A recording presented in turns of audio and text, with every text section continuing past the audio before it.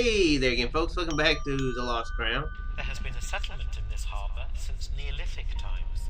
There's been a settlement in this harbor since Neolithic times. Good to know. Now let's keep exploring the museum. There's a lot left, man. Who's this lady? I'm surprised we're not able to read these. The other paintings that we had, we weren't able to read the inscriptions. It's a boat. A trireme, in fact. Many archaeologists believe there is treasure the name of it. hidden out there in the feathers. I know that from Civilization games. Oh, this is actually. Eyes. They follow you around. But you're. Am I able to do anything with it? That's not right. Nah, I didn't think so. What's in this cubby hole?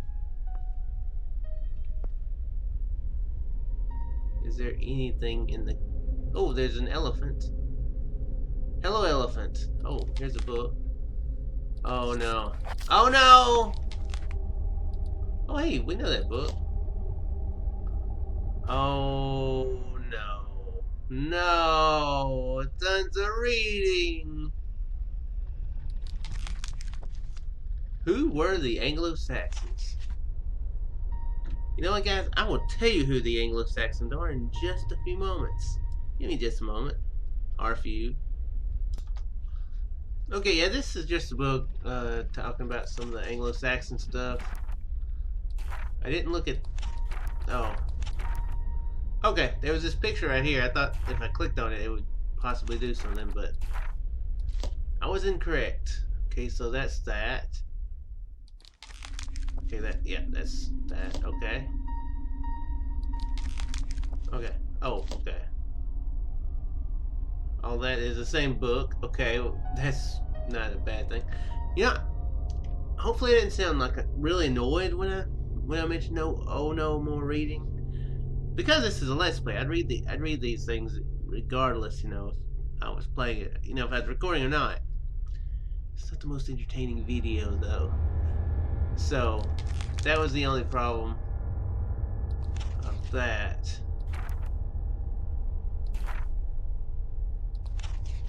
Did we read this?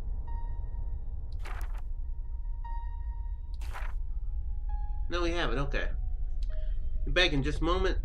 I'll tell you a scary tale, yeah? Don't know why I said it that way. Basically, the story is, I have such a terrible memory, it's hard to actually recall it.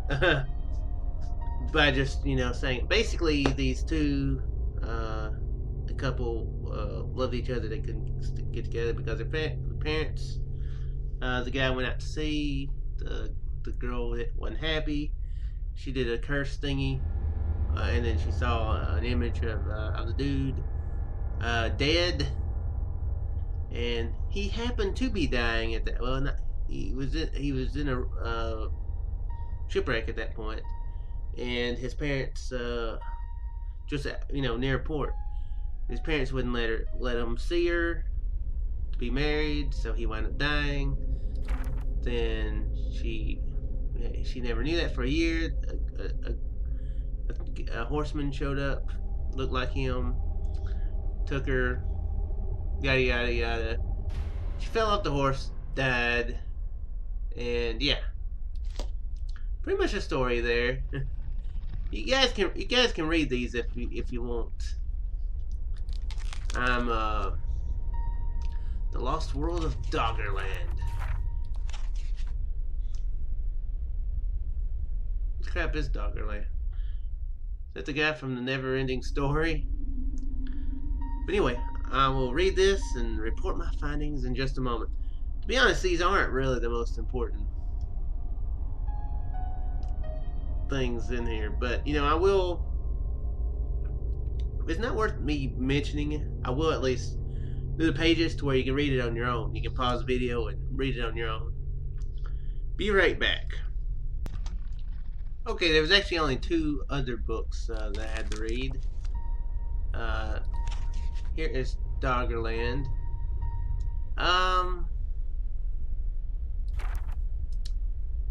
Not that important as far as the game goes, I don't think. As far as the story of the game goes, anyway.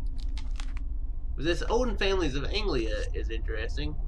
We heard of the Russets just in the last episode or so. Mentioned that some stuff donated had been donated by Russet. I think that's the first time we've heard of them. But the Agers are the second family mentioned in it, or the fourth. Well, okay, I was going to say I've been saying it right, but then again, there's been like audio clues that there's voice acting in this game, so obviously that's how I know. But anyway, interesting. It says the Ager can mean piece of land or field, preacher or holy man, collective name for members of the Crow family. Interesting that they all kind of have a part here. Now, this is kind of interesting. The most interesting part is there seems to be some historical confusion as to which brothers lived at the house and their correct ages. Yeah, it says there was 4 of them. Notable ones. A Thomas Ager is listed on the rood screen at the Northfield Church as being rector in that parish in 1799. It seems utterly impossible given that the very same Thomas Ager appears in the family portrait of 1899. So yeah, that's interesting. And yeah, some of this stuff we already know from before. Oh, I didn't look at this. 3 crowns. A link to the legend. Oh, never mind. We've heard that. A link to the legend. And then the gurneys, which we've heard about. That's the guy in the tomb there at the church. Now that, I think, is all of the books. It probably is. I just got an achievement that said bookworm, so it's probably for looking at all the books in the game or something like that.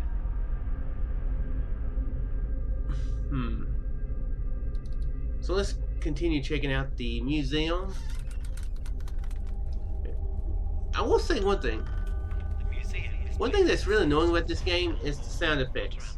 Because I was trying to read there and I was hearing this like growling noise. And I was like, I was trying to read some books. Yeah, that noise. Did you hear it? So yeah, it's kind of annoying when you're trying to do something like read or whatever. Customs and superstitions. Fisherfolk, townspeople, and visitors have reported hearing a woman's voice emanating from the cave entrance on dark afternoons. Some say it sounds like a sad song, whereas others hear wailing or cries for help. See below for possible explanation. Okay, that's the same thing. Okay. Some believe it is Emily's voice, which has been heard calling from the Saxon caverns, nicknamed the Siren's Cave, or singing on the spring breeze. Local fishermen refuse to leave the harbor if the sound of Emily's voice is heard. They believe she is attempting to warn them of impending doom on the North Sea. Fisherfolk the world over are highly superstitious people. Even today, Emily's presence is felt around the town. A keen botanist, Emily was often to be found exploring the woodlands and cliff tops around the town, looking for rare plants and flowers. Some say it was her inquisitive nature which led her to her untimely death. A further note, Emily's beloved squire, a terrier, is often seen around the town. So there's a growling again. The lovable animal was said to search the town for his kindly owner. He died exactly 1 year after Emily's death. What's that? That looks like glasses. It's glasses. Shattered glasses. Emily's eyeglasses were found washed up on the Saxon shore 2 days after her disappearance. No sight nor sound has ever been reported of Emily, although her father searched the country.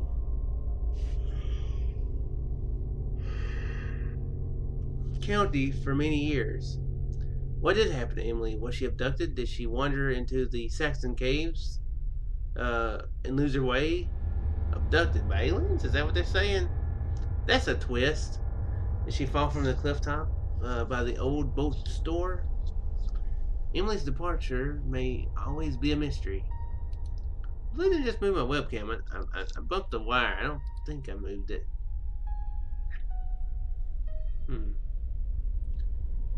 We've already seen her.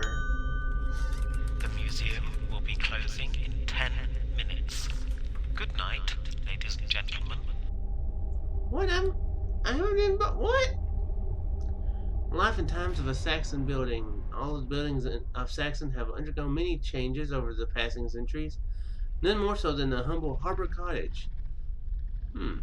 Perched on the edge of the inner harbor wall, the cottage was once the winching store, which housed a complex series of gears, pulleys and ropes. Fishing boats would sail into the archway to the rear of the building and unload their briny catch. Yes, you just told us that. Be quiet. A death. Oh. Arriving in Saxon just after war, Eduardo de Molina made a definite and lasting impression on the small town. Over the years, the Anglian coast has seen much in the way of trade, tourism, and visitors, but Molina's sharp suits and flamboyant air were very exotic to the simple people of the area. Sadly, Eduardo committed suicide only a few years after his arrival. By the time he had acquired property such as the Watch House, he became the president of Saxon, Harbor Cottage, and Dickens House. In fact, his body was found in Harbor Cottage, dangling between the trapdoor and the lower levels. Interesting.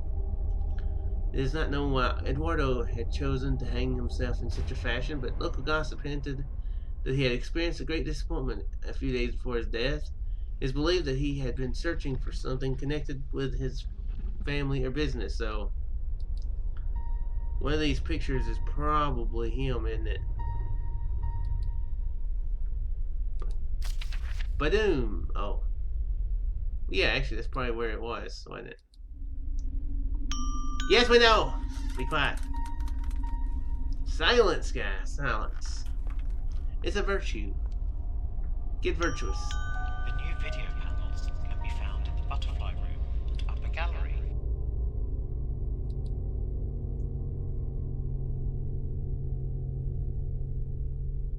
There's a hole in the map. Oh, great. I bet there's an hole in there. That's not right. That's not right.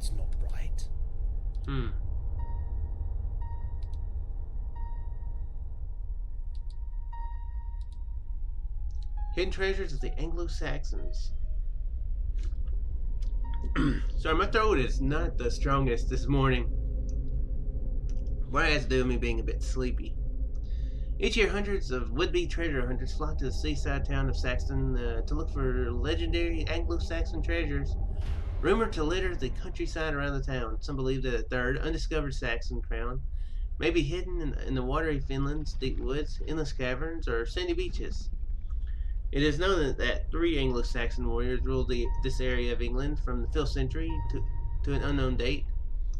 Long after their demise, the most precious items of their kingdom were buried around the county to protect the kingdom from dragons, evil spirits, and the ever-invading Viking hordes. Pendred's kingdom is believed to have fallen into the sea following an earthquake in the medieval period. Aldwulf's riches were reduced to molten metal after the Norman invasion of 1066.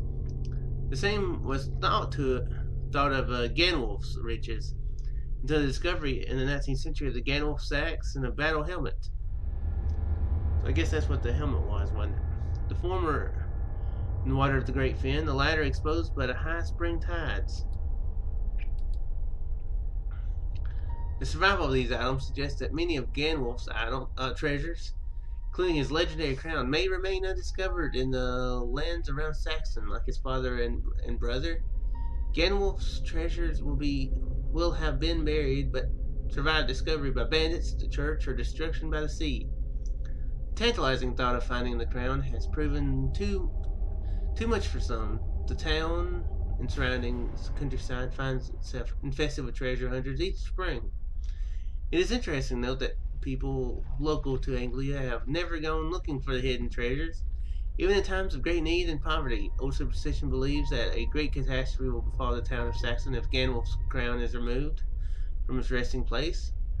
With two of the Saxon crowns destroyed, it may be vitally important that Ganwolf's spirit continue to watch over the town and protect its people from disease, corruption, or something much more sinister.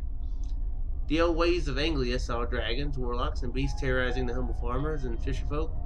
Will these creatures return if the crown were stolen from Saxon?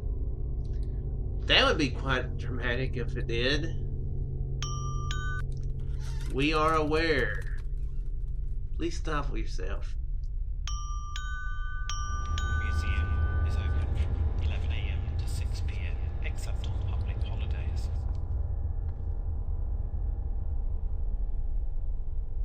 Wow, it's a skeleton.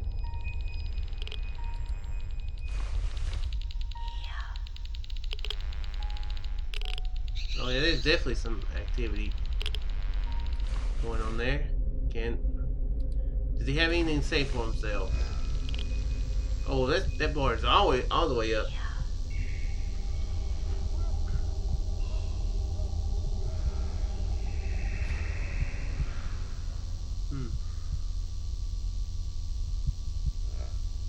Okay. There's definitely something. Okay. I should. We're getting a lot of tapes, by the way. A recording from the museum skeleton.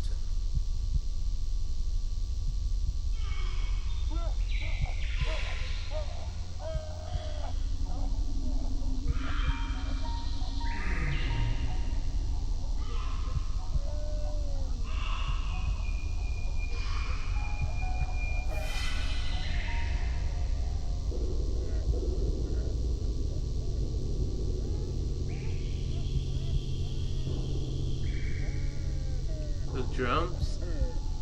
Like cannon shots or something?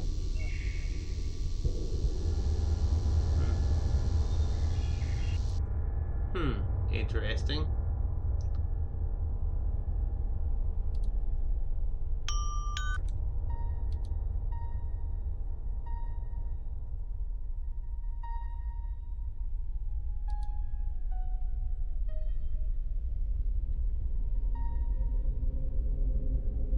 Telling places where it was found at?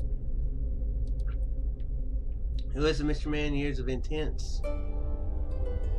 I'll make a note. Okay, I was supposed to say, my mouse wasn't appearing there.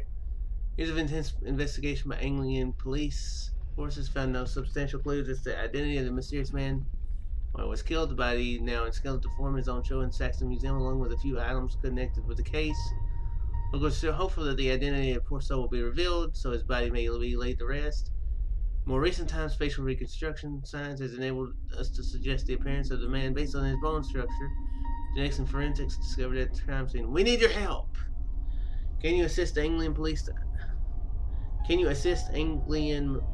identify the man? Many decades have passed since the event, but perhaps the man's family or ancestors still wonder about his disappearance. Gotcha. So I guess he noted down that phone number.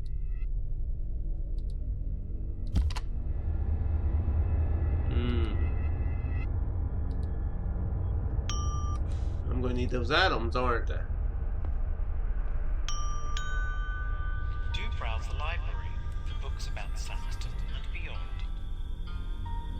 My gosh, there's still a ton of places to look. May Day Fair will be held on Saxton Shore this Monday. There's a picture of Northfield, and who's this guy?